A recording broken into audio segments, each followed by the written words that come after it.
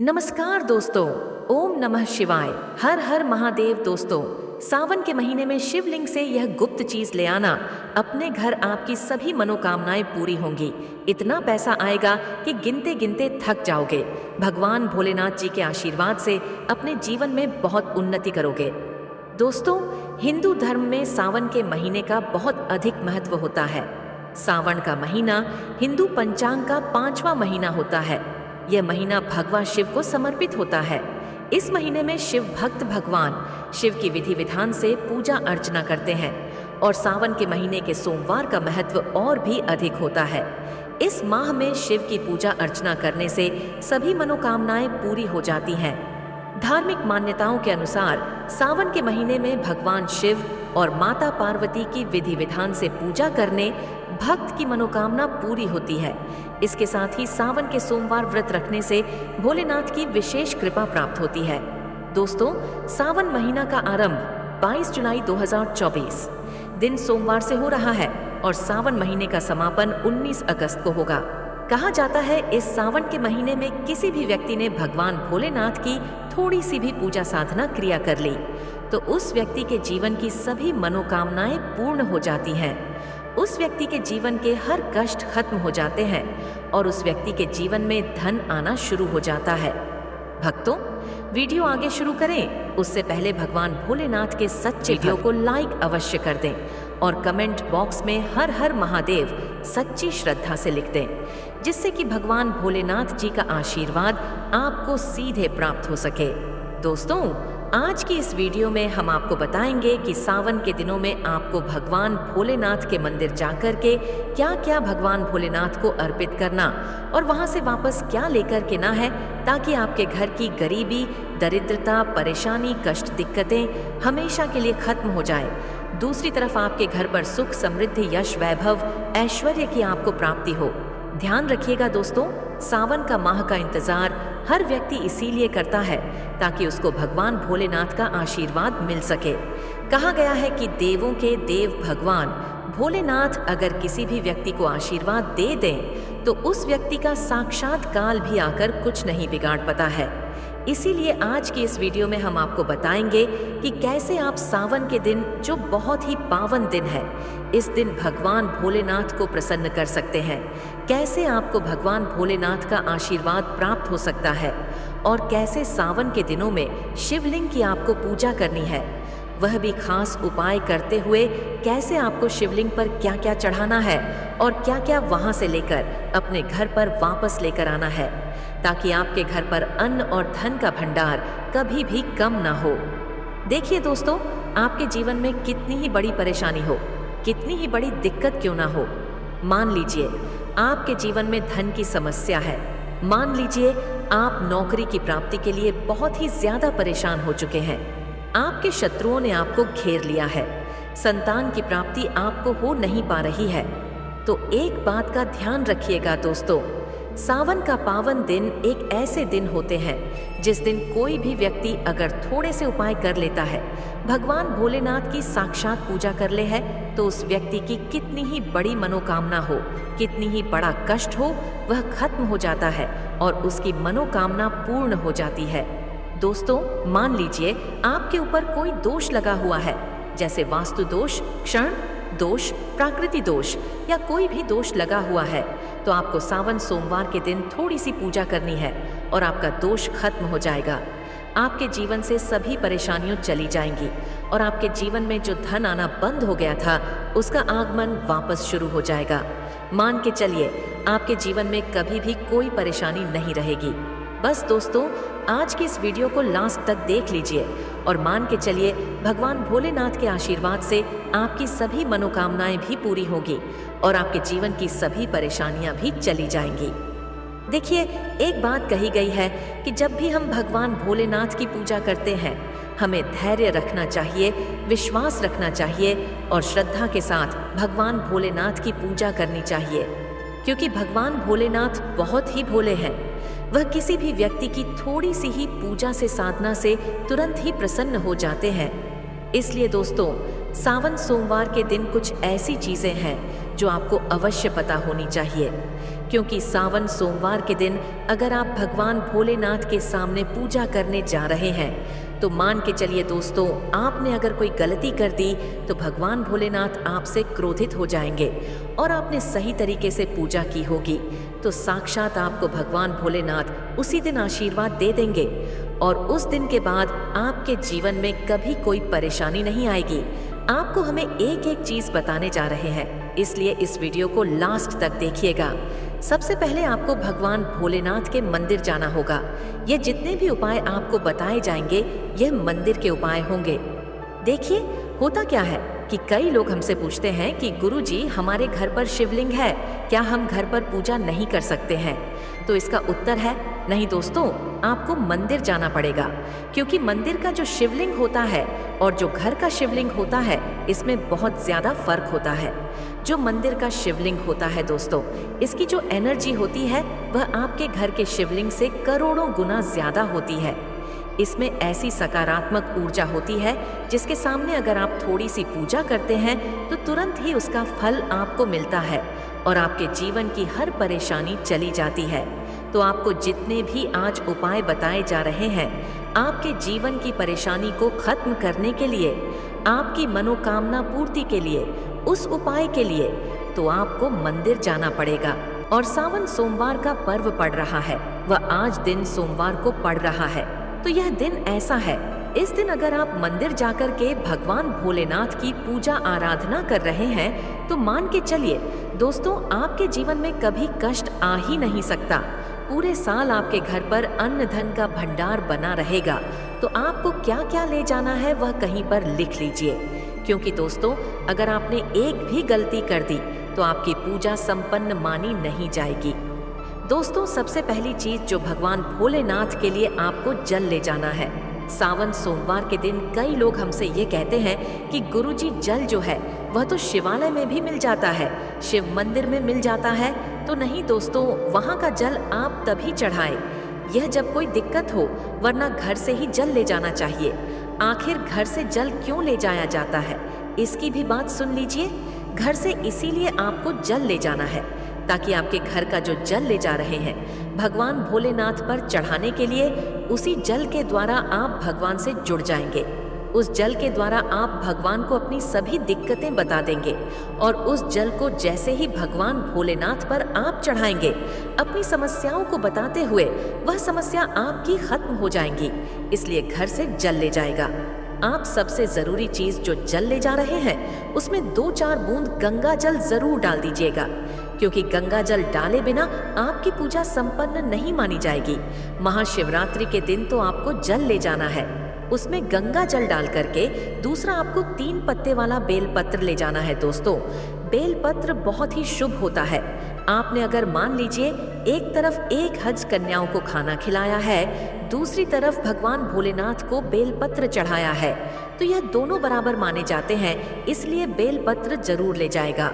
तीसरा आपको सफेद पुष्प ले जाना है।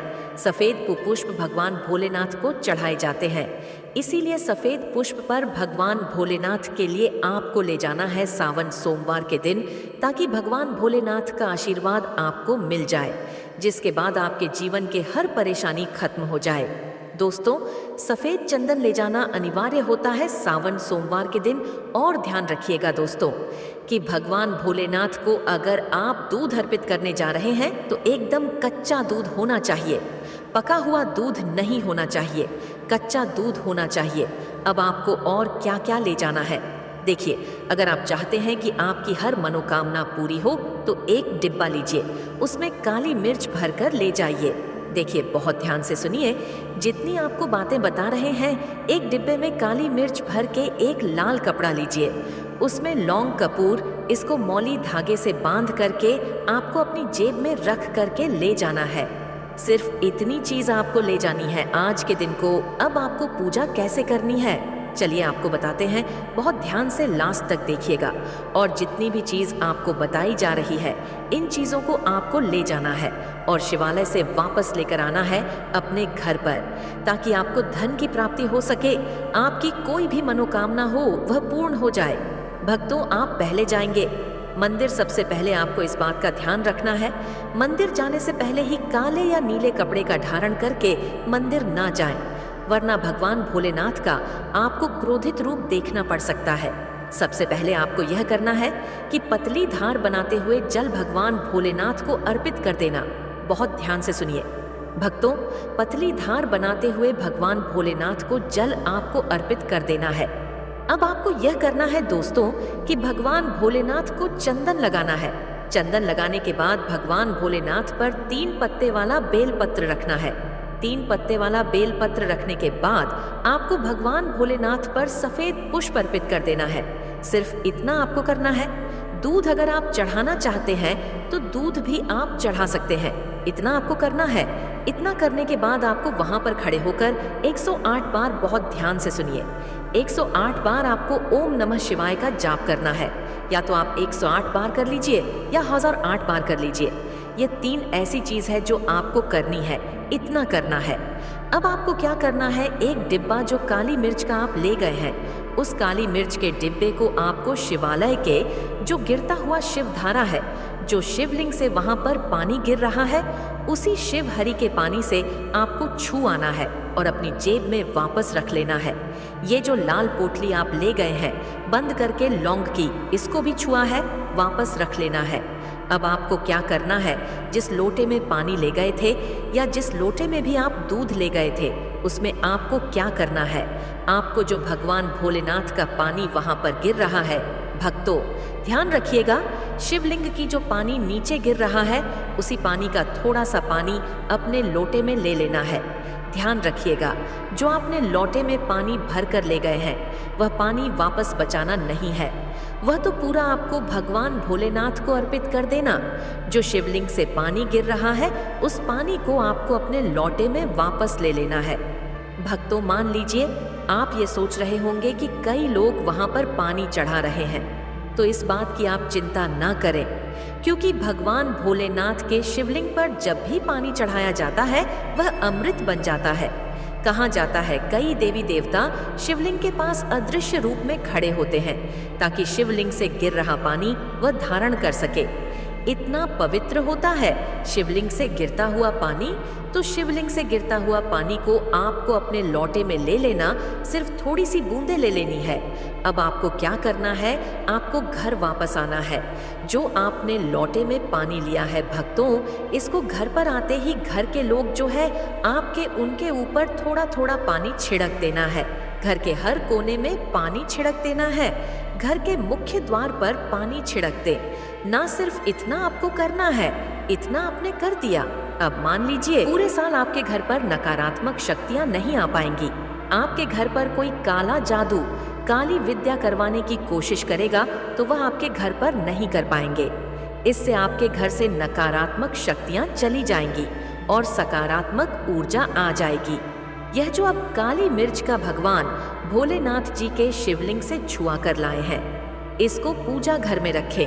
ये जो काली मिर्च का डब्बा है आपके पास, इसे कभी भी आप किसी शुभ कार्य के लिए निकले, जैसे मान लीजिए आप बिजनेस मीटिंग के लिए जा रहे हैं, नौकरी की प्राप्ति के लिए जा रहे हैं, काली मिर्च घर के मुख्य द्वार से पहले रख के उसको कुचल हुए निकालिए।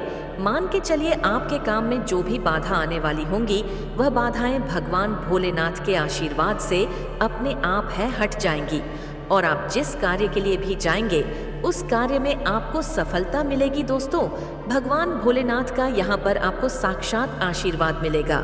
सावन सोमवार के दिन और आपके जीवन से हर परेशानी चली जाएगी। सावन सोमवार की रात आप अपनी सभी प्रकार के बुरी अनिष्ट शक्तियों से छुटकारा पा सकते हैं।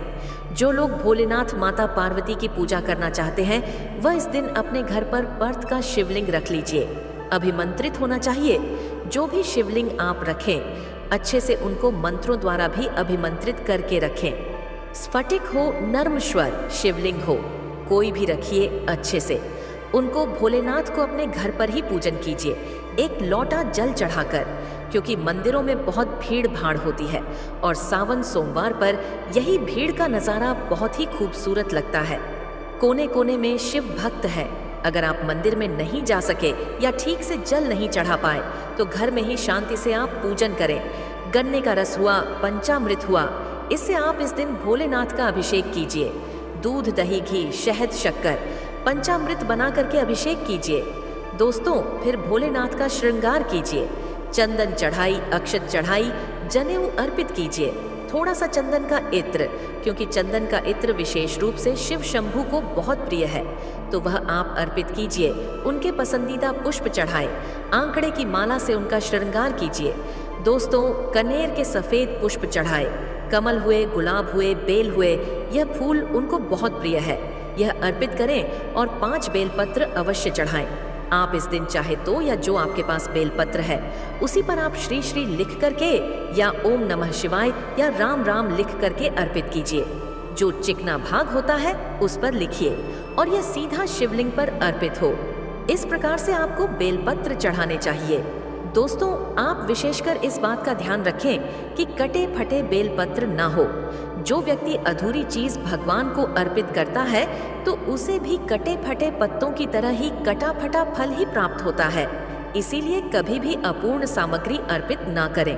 दोस्तों, कहते हैं कि जब भोलेनाथ ने गले में विष धारण किया था तो आदि शक्ति मां के कहने पर देवताओं ने भगवान शिव के सिर पर भांग, धतूरा, बेलपत्र आदि रखा और निरंतर जल अभिषेक किया था, जिसकी वजह से उनके मस्तिष्क का ताप कम हुआ था और उस समय से ही भोलेनाथ को भांग, धतूरा चढ़ाया जाता है। और यह बात भोलेनाथ के भक्तों में बहुत कम लोगों को ही पता है कि इसी कारण शिवलिंग पर भांग, धतूरा चढ़ाया जाता है। दोस्तों, अगर आपके घर में शिवलिंग है तो आज के दिन आप चाहे तो शिव जी का त्रिशूल हुआ, डमरू हुआ, यह भी आप उनको अर्पित कर सकते हैं। शिव के डमरू की दम दम की ध्वनि मंगल गुरु से संबंधित होती है, क्योंकि चंद्रमा उनके मस्तक पर विराजमान होकर अपनी क्रांति से अनंत आकाश में जटाधारी महामृत्युंजय को प्रसन्न करता है और बुध आदि ग्रह है इसमें संभव से सहायक होते हैं। तो यह आज के दिन डमरू अर्पित करें। भोले बाबा का डमरू आप धारण भी कर सकते हैं। अभिमंत्रित करके आप अपने शरीर पर छोटा सा चांदी का डमरू धारण करें। भक्तों, अगर आपको यह प्राचीन ज्ञान चैनल के माध्यम से प्राचीन जानकारी अच्छी लगी हो तो वीडियो को लाइक कर दीजिए और कमेंट बॉक्स में सबसे दिल से हर हर महादेव लिख दीजिए। धन्यवाद।